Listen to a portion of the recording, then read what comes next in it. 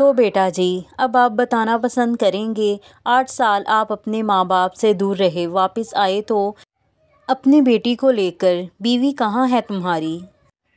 آغا جان نے پاس بیٹھے اذلان کو متوجہ کیا۔ وہ پہلے سے ہی اپنے آپ کو تیار کر چکا تھا ان سوالوں کے جوابات کے لیے۔ ماضی: آج اس کا یونیورسٹی میں پہلا دن تھا۔ کتنی ضد کر کے وہ یہاں پر پہنچا تھا۔ بیگ کو کندھے پر لٹکائے وہ اپنے موبائل پر ارسل سے بات کرتا یونیورسٹی انٹر ہوا۔ ہر طرف لڑکے اور لڑکیوں کا ہجوم تھا۔ ترکش ڈریس میں لڑکیاں اپنے جسم کی نمائش کر رہی تھیں۔ ہائے ہینڈسم! اس سے پہلے کہ وہ آگے بڑھتا، کسی نے پیچھے سے کندھے پر ہاتھ رکھتے روکا تھا۔ وٹ؟ اذلان نے سوالیہ نظروں سے سامنے کھڑی لڑکی کو دیکھا، جو پنک کلر کی شارٹ ڈریس میں اس کے سامنے کھڑی تھی۔ بیبی، دیکھو سبرینا داؤد ایک لڑکے کو ہیلو کر رہی ہے۔ وہ پوچھ رہا ہے وٹ؟ وہ انگلش میں اپنی فرینڈ سے بولی۔ اذلان کو اس آفت سے بیزاری ہونے لگی۔ جو چھوٹے پنک بالوں کو کیچر لگائے اسے کوئی چڑیل سے کم نہیں لگ رہی تھی۔ Sorry please, I have no time, Azlan نے کہتے اس سے جان چھڑوانی چاہی اور اپنا ڈپارٹمنٹ ڈھونڈتا کلاس لینے چلا گیا۔ لیکن سبرینا کی نظریں اس پر پڑ چکی تھیں۔ اب وہ اس کا پیچھا نہیں چھوڑنے والی تھی۔ پورے 2 مہینوں کی سبرینا کی انتھک کوشش کی وجہ سے اذلان اس سے دوستی کرنے پر مجبور ہو گیا تھا۔ اس نے اپنا امیج اذلان کے سامنے بالکل ایک مشرقی لڑکی والا بنا لیا تھا۔ اپنے ہیئر سٹائل سے لے کر ڈریسنگ تک وہ اپنے آپ کو اذلان کے رنگ میں ڈال چکی تھی۔ اور اس سارے عرصے میں اس نے کسی بھی لڑکے کو ڈیٹ نہ کیا تھا۔ اسی طرح 2 سال گزر گئے، دونوں کی دوستی اور مضبوط ہو گئی۔ سبرینا نے خود ہی اسے شادی کے لیے پرپوز کیا تھا۔ اذلان نے اس کے پرپوزل کو قبول کرتے پاکستان جا کر شادی کرنے کا کہا تھا۔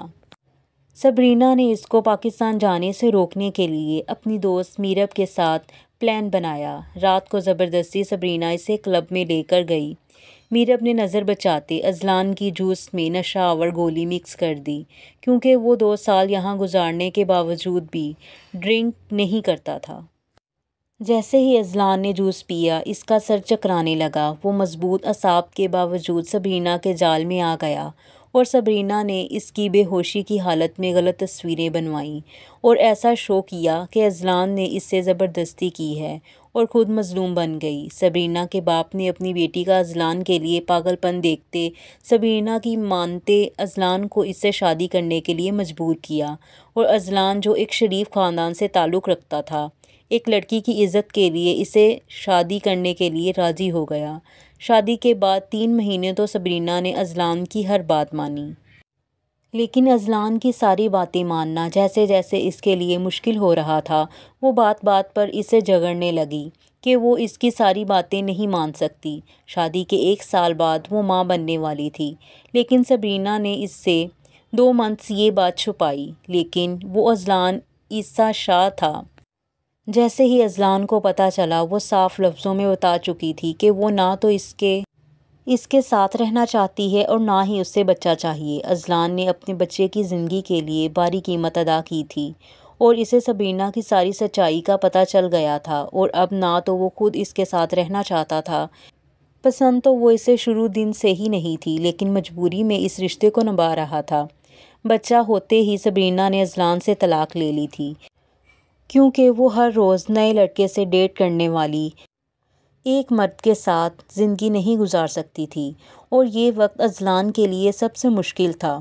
وہ لیٹ آفس جاتا اور شام کو جلدی واپس آتا، اور سارا دن بیبی سٹر ہی حورین کو سنبھالتی۔ اس کی زندگی سب سے کٹ کر رہ گئی تھی۔ نہ تو وہ اپنے ماں باپ کو بتا سکتا تھا کہ اس کے ساتھ کون سی گیم کھیلی گئی تھی، اس لیے وہ اتنا عرصہ اپنی فیملی سے رابطہ نہ کر سکا۔ 4 سال کی حورین کو اذلان نے اس کی ماں کی سچائی سب کچھ سچ سچ بتایا تھا، اور اس کو روز ہی اپنی فیملی کی تصویریں دکھاتا تھا، اس لیے تو وہ سب کو پہلے سے جانتی تھی۔ اس وقت کے لیے تو اذلان نے اسے تیار کیا تھا، اسے کسی بھی رشتے کو قبول کرنے میں مشکل نہ ہو۔ حال میرا بچہ، تمہیں پریشان ہونے کی کوئی ضرورت نہیں۔ حورین کی طرف سے تم نے کوئی بھی ٹینشن نہیں لینی، وہ میری پری کی طرح ہی میری بیٹی ہے۔ نویرا نے اس کے کندھے کو تھپکتے حوصلہ دیا تھا۔ ماما، نین ویسے بھی ہماری پری کی ہی فوٹو کاپی ہے۔ بس آپ تیار ہو جائیں ایک اور پری کو برداشت کرنے کے لیے۔ ارسل نے مسکراتے ماحول کو خوشگوار کیا تھا۔ سب ہی اس کی بات پر مسکرائے تھے۔ چلو بھئی، سونا بھی ہے کہ آج نہیں، آغا جان نے سب کو باتوں میں لگا دیکھتے کہا۔ تو موسیٰ اور ارسل اٹھ کر سونے کے لیے چلے گئے۔ ماما، حورین اسے تو لے آئیں، وہ میرے بغیر سوتی بھی نہیں ہے۔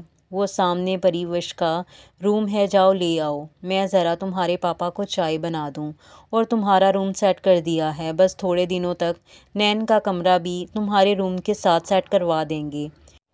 وہ اسے بتاتی عیسیٰ کے لیے چائے بنانے چلی گئی۔ حورین تو باتیں کرتی کرتی سو گئی تھی۔ پری کو وہ اپنی ہی جیسی لگی تھی، ویسے ہی باتیں کرنے کا انداز، مسکرانے کا انداز۔ باتوں باتوں میں وہ یہ تو جان چکی تھی جتنا وہ پڑھائی سے دور بھاگتی ہے، حورین کو پڑھائی سے اتنا ہی عشق ہے۔ اسے سوتا دیکھتے وہ نماز پڑھنے کے لیے اٹھی۔ جلدی سے کبرڈ سے 3 پیس سوٹ نکالتی، چینج کرتی، وضو کر کے ابھی دوپٹہ حجاب کی صورت میں لیتے اس نے جائے نماز اٹھایا ہی تھا جب دروازے پر دستک ہوئی۔ کمین جائے نماز بچھاتے ہوئے بولی۔ وہ میں حورین کو لینے آیا تھا۔ وہ اس کی طرف دیکھتا، دل میں ماشاءاللہ بولتا، رخ پھیرتا بولا، کیونکہ اس کو حجاب میں دیکھ کر ارسلان کا دل نے زور سے بیٹ کیا تھا۔ زندگی میں پہلی بار کسی لڑکی کو دیکھ کر اس کا دل دھڑکا تھا۔ وہ جینز اور شرٹ سے بھی زیادہ ارسلان کو مشرقی لباس میں زیادہ پیاری لگی تھی۔ وہ سو رہی ہے، باتیں کرتی کرتی سو گئی۔ آپ چلے جائیں، وہ میرے ساتھ سو جائے گی۔ پری نے تمیز سے اپنا حجاب ٹھیک کرتے بات کی تھی، کیونکہ اسے یاد ہے بچپن میں وہ صرف ارسلان سے ہی ڈرتی تھی اور اس کی ہر بات مانتی تھی۔ نہیں، وہ میرے بغیر نہیں سوتی، آج پتہ نہیں کیسے سو گئی۔ وہ اسے گود میں اٹھاتا نظریں جھکائے بولا، اتنا کہتے اس نے نماز کی نیت کی تھی، کیونکہ وہ سامنے کھڑے جلاد سے بحث کرنا نہیں چاہتی تھی۔ دروازہ بند کرنے سے پہلے ارسلان نے اسے نماز پڑھتے اسے پلٹ کر دیکھا تھا۔ اپنے دل کو لتاڑتے دروازہ بند کرتا چلا گیا۔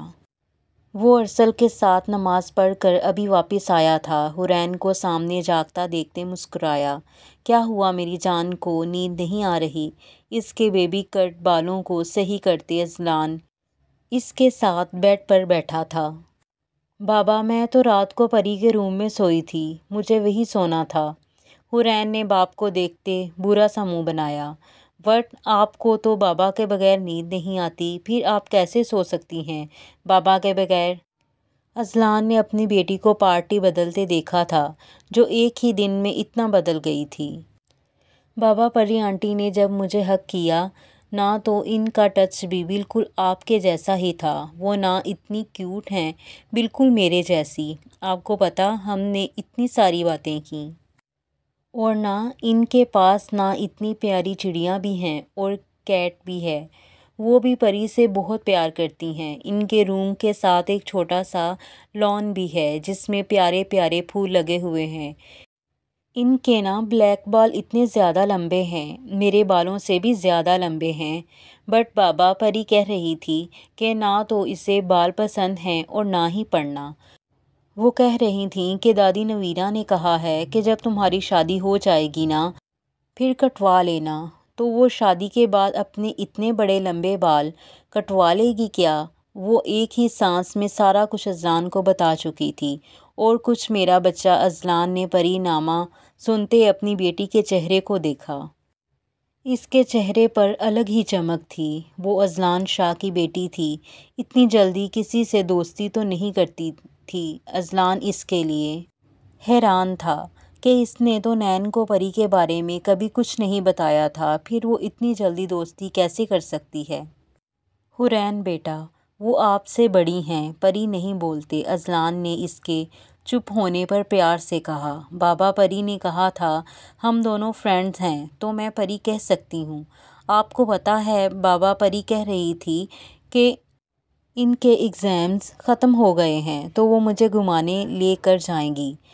بس اب میرے کپڑے دے دیں، اب مجھے تیار بھی ہونا ہے۔ وہ جلدی سے اس کے بازوؤں کے گھیرے سے نکلتی بولی، اور آپ نے کہا تھا کہ پوچھوں گا سب سے اچھا کون لگا، لیکن آپ تو بھول گئے، تو میں بتا دوں۔ Pari is my favourite and she love me and kiss me like you. وہ ہاتھ اٹھاتی بڑوں کی طرح بولی۔ اذلان نے حیرانگی سے اپنی بیٹی کو دیکھا، وہ جو ایک دو باتوں کے علاوہ کوئی بات نہیں کرتی تھی، اور اس کو اٹھانے میں پورا گھنٹہ اذلان کو اس کی منتیں کرنی پڑتی تھیں۔ آج وہ صبح کے 5 بجے ہی اٹھ کر بیٹھی ہے، صرف اور صرف پری کے لیے، اور 2 گھنٹوں میں ہی پری کی صحبت اپنا اثر دکھا چکی تھی۔ یہ تبدیلی اس کو اپنی بیٹی میں اچھی لگی تھی۔ دادو، پری کہاں ہے؟ کیا وہ ابھی تک سو رہی ہیں؟ حورین نے پری کو ناشتے کی ٹیبل پر نہ دیکھتے برا سا منہ بنایا۔ نین بیٹا، آپ آرام سے ناشتہ کرو، آج سنڈے ہے تو تمہاری پری آج لیٹ ہی اٹھے گی۔ نویرا نے پیار سے اسے اپنے پاس بٹھاتے اپنی بیٹی کی شان میں طنز کیا، لیکن مجھے پری کے ساتھ ہی ناشتہ کرنا ہے۔ نین بیٹا ضد نہیں کرتے، چلو شاباش، ناشتہ سٹارٹ کرو۔ اذلان نے اس کی رونی صورت بنی دیکھ کر ڈانٹا تھا۔ بابا، اس سے پہلے کہ نین کچھ بولتی اذلان کی گوری اس کو چپ کروا چکی تھی، اور اذلان کو پری پر غصہ بھی آیا تھا کہ جب سب ناشتہ کر رہے ہیں تو وہ کیوں نہیں؟ اپنی بیٹی کی آنکھوں میں آئی نمی اس سے دیکھی نہیں گئی تھی۔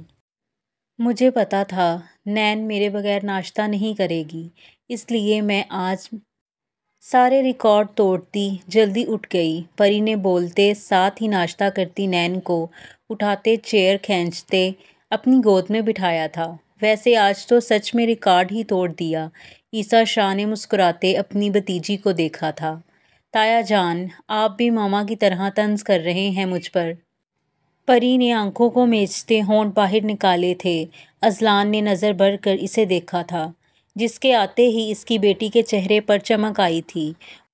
وہ مسٹرڈ کلر کے پرنٹ سوٹ پہنے جس پر بلو کلر کے پھول بنے ہوئے تھے، جو اس کی سفید رنگت کو خوب جچ رہا تھا۔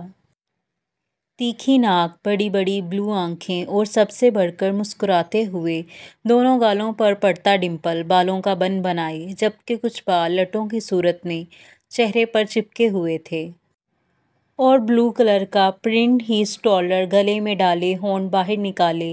وہ کوئی بیزار سی پری لگ رہی تھی جس کو اپنے حسن کی کوئی پرواہ نہیں تھی۔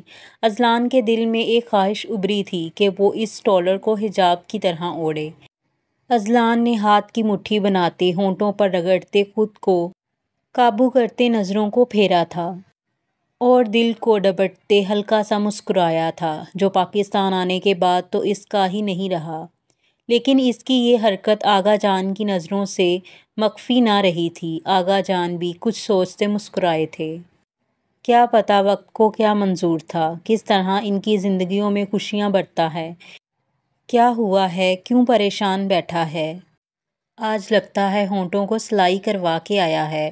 میٹنگ سے فارغ ہوتے ہی ارسل اپنے آفس میں آیا تھا۔ سامنے ہی ایان کو پولیس کی یونیفارم میں خاموش اور سوچوں میں گم بیٹھا دیکھ کر بولا، کچھ نہیں، تو سنا کیسی جا رہی ہے لائف؟ وہ مسکراتا ارسل سے بگرگیر ہوا۔ لائف تو اچھی جا رہی ہے، تو بتا کس لیلا کا دکھ لگا ہے؟ ارسل نے ہاتھ سے ہی اپنے کالے سلکی بالوں کو پیچھے کو کیا۔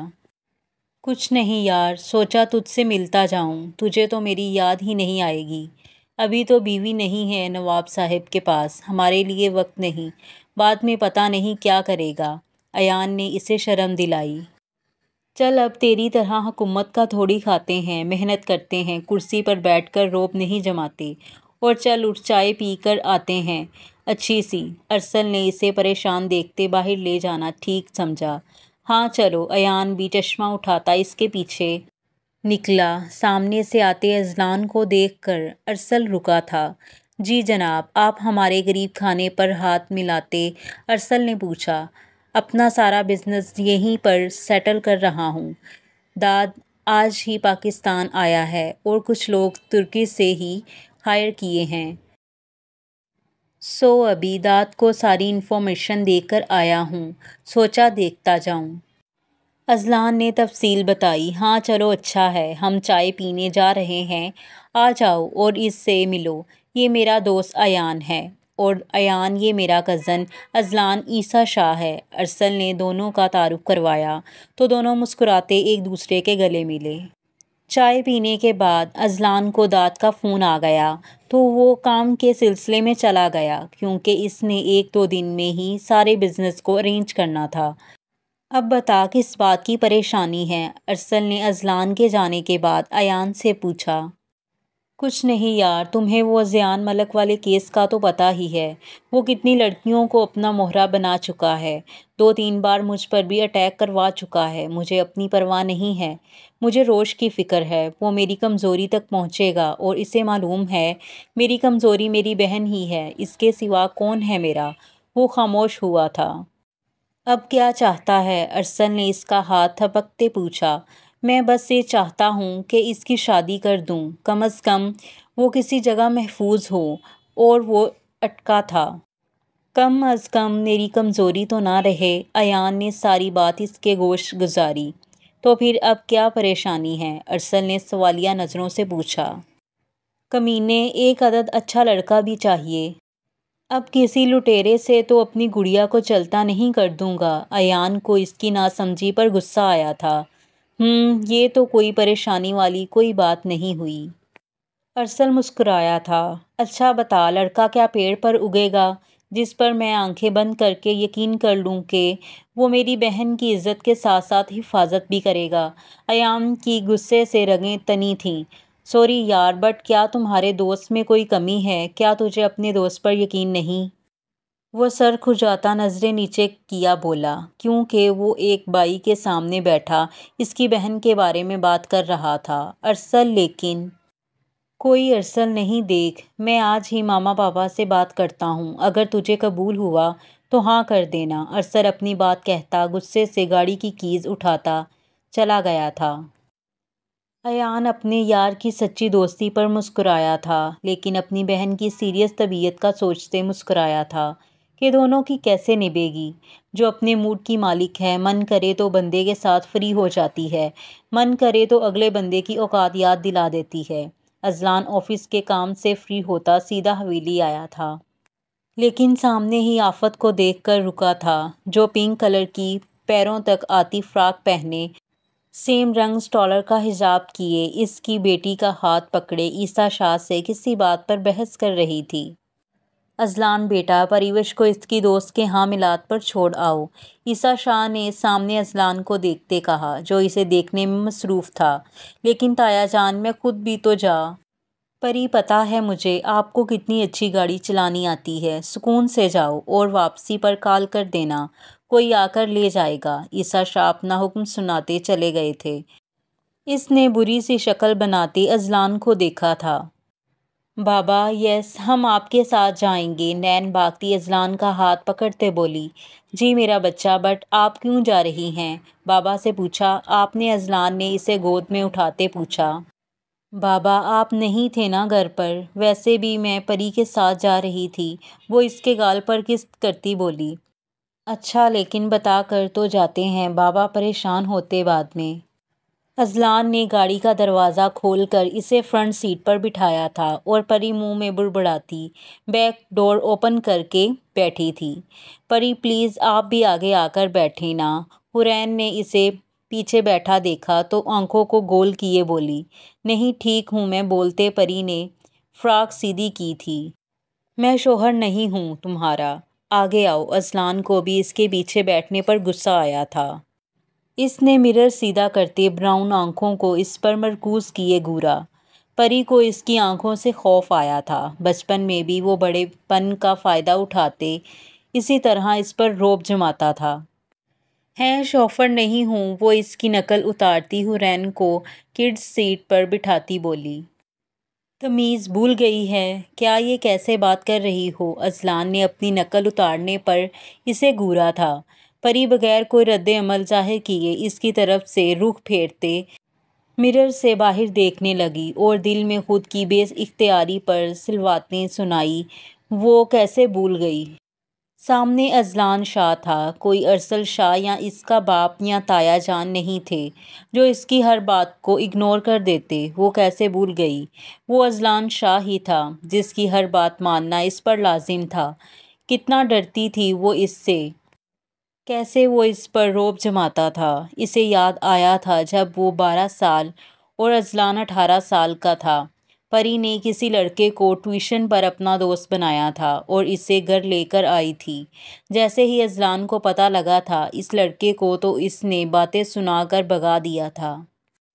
پری کو پیار سے کہا تھا کہ آئندہ سے کسی بھی لڑکے سے فرینڈ شپ مت کرنا، لیکن پری نے ضد میں آ کر کہا تھا وہ کل کو بھی اسے گھر لے کر آئے گی۔ اور اگلے دن ٹیوشن سے واپسی پر وہ دونوں لان میں کھیل رہے تھے۔ اذلان نے لڑکے کو دو لگاتے سختی سے منع کیا کہ آئندہ وہ پری کے ساتھ نظر نہ آئے۔ کیوں، تیری کیا لگتی ہے؟ لڑکا بدتمیزی سے بولا۔ یہ سمجھ لو کہ پری صرف اذلان شاہ کی ہے اور وہ تم جیسوں کا سایہ بھی اس پر نہ پڑنے دے۔ پری کو سزا کے طور پر آدھی رات تک اپنے کمرے میں کھڑا رکھا تھا۔ ارسل نے بھی پری کی سائیڈ لینے کی کوشش کی، لیکن اس نے یہ کہہ کر بات ختم کر دی کہ یہ اس کی سزا ہے اور میں آلریڈی اس سے وارن کر چکا تھا، اور ایک لڑکا لڑکی کبھی دوست نہیں ہو سکتے۔ اور ٹیوشن جانا بھی بند کر دیا تھا، اسے خود پڑھاتا تھا۔